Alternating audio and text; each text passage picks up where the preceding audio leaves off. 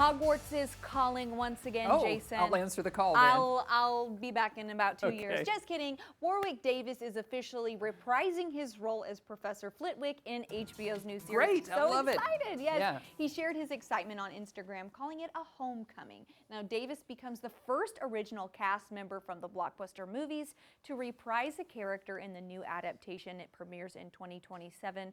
Fans also know him as Grip Hook, right, obviously, sure. the Goblin, but that role actually is cast as somebody else. I can't remember the name off the top of my head, but it came during the announcement came during the annual Back to Hogwarts celebration, along new casting news for Hogwarts students and teachers, promising a magical new chapter for Potter fans.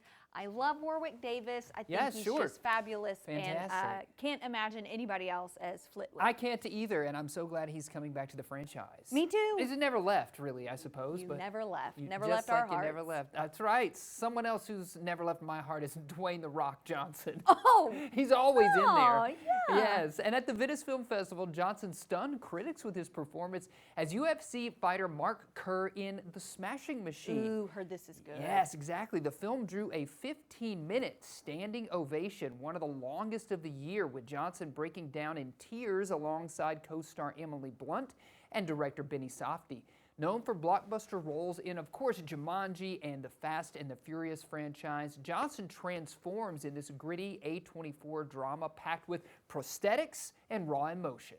Fans are already comparing the moment to Brendan Fraser's The Whale comeback, if you remember that from a couple of award seasons ago. So what do you think? Do you think The Rock's going to go from champ to Oscar champ? Yes, 100%.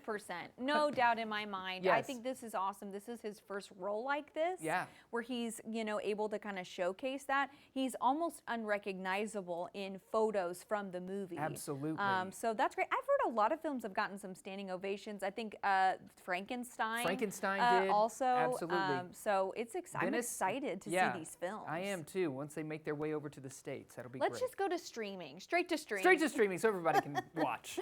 Well, Bruce Willis's wife, Emma Hemming Willis, is opening up about the hardest decision that she's had to make to move the actor out of their family home as his dementia progresses. He's been moved into a care home. As we know, he was diagnosed with dementia back in 2023. She said that the choice was made with their 2 young daughters in mind, keeping their daily lives as normal as possible while ensuring that Bruce has the care that he needs. Now living in a 1-story home with a full-time care team, the family still gathers for meals and movie nights, focusing on love, connection, and creating joyful moments together. And I saw where it's honestly very sad and shameful that she's received backlash from this, because let me tell you, that is for his safety as well. Sure. And I can only imagine how hard of a decision it was. So shame on people. And it's a family decision. It right? is. So they make it within their own family. What's best for them. Agreed. Yeah. Agreed. We'll move over sneakers. Connecticut is now officially the home of the Crocs King. Oh boy. This is a story that I didn't really want to read because I can't stand Crocs, but here we are. Doogie Sandtiger has smashed the Guinness World Record for the largest Crocs collection with a whopping 3,809 pairs and counting. Come on. Get into that. His obsession started because he never learned to tie shoes as a kid, so Crocs became his go-to. From food-themed pairs to even Croc-flavored Pringles, Doogie has them all. Now he is actually featured in the 2026 Guinness World Records book, and his next step, turning his massive collection into a museum, what he wants to call the Crocseum. So look at all those pairs of Crocs. I don't want to. I know. I can't look. So much money invested. It's wild. And now he is a Guinness World Record holder. So there you go.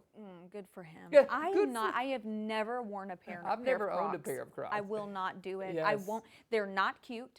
I don't care what people say. Oh, Crocs are cute. No, they're not. Right. Your platform What if you put all Crocs those are little, an abomination. The little things on. The charms? Yeah, Get charms. out of here. What are you Yes. for? Yes. Get out. Yeah. Bye. Okay, well, Disney take. fans. Get ready, the live-action Lilo and Stitch is coming to Disney Plus. So this reimagining of the 2002 animated classic follows a lonely Hawaiian girl Lilo and the mischievous alien Stitch as they work to mend her broken family. Now, since its theatrical release in May, the film has already grossed over $1 billion globally, and Disney has even confirmed that a sequel is in the works. So if you don't have Disney Plus, do not fret, because you can rent or buy the movie on Amazon, Apple TV, or Fandango at home. It's also going to be, it will be available to stream tomorrow for those of you who have Disney Plus, September 3rd. So it's exciting. Yes, you love this one. You love this. Yes, I never saw the remake, but I love Stitch. Okay. And so, Cutest. you know, he's cute. Yeah, he reminds me cute of chocolate Ollie. character.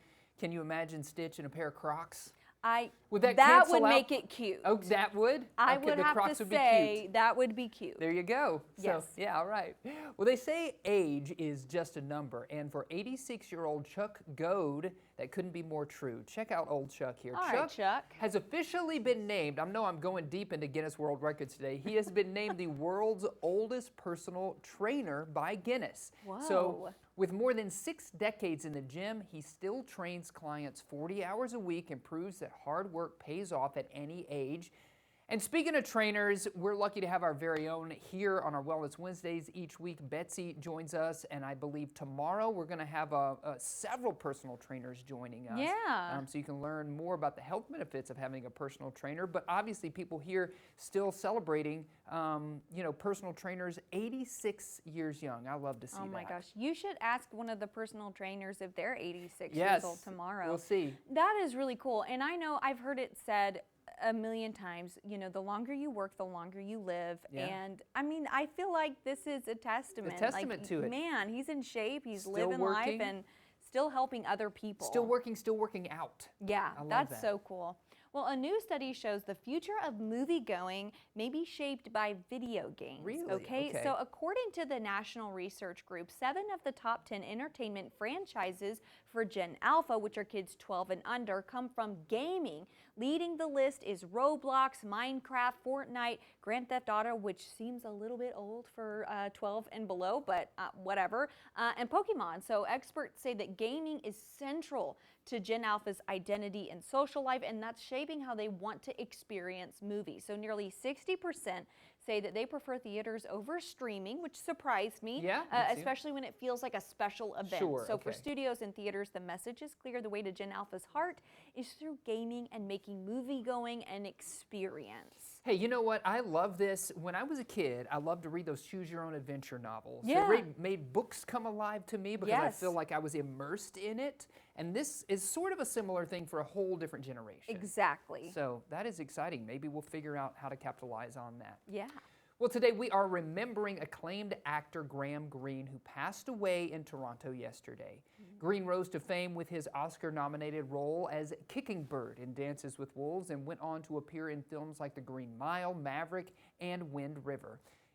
Respected in Hollywood and deeply admired within the First Nations community, Greene inspired Indigenous youth and left a legacy of integrity and artistry. Friends and fans describe him as a man of moral character whose spirit will live on through his memorable performances and the lives he touched. Graham Greene was 73 years old. Stay with us. We'll have more Good Day in WA coming up after a quick break.